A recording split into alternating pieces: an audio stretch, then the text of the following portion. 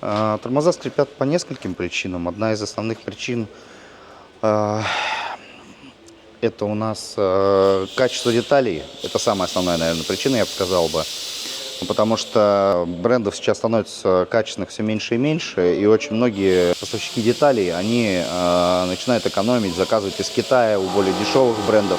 И, соответственно, деталь как бы вроде сделана по ГОСТу, но само качество материала хреново оказывается. Это одна из основных причин.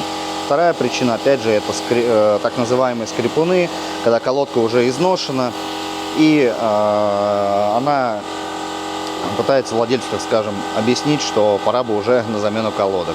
Третий – это износ тормозных дисков, когда на тормозном диске вот здесь вот образовывается бортик.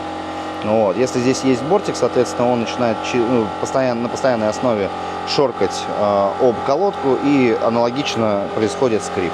Вот. Но здесь тормоза недавно менены, поэтому здесь как бы данной ситуации уже быть не может.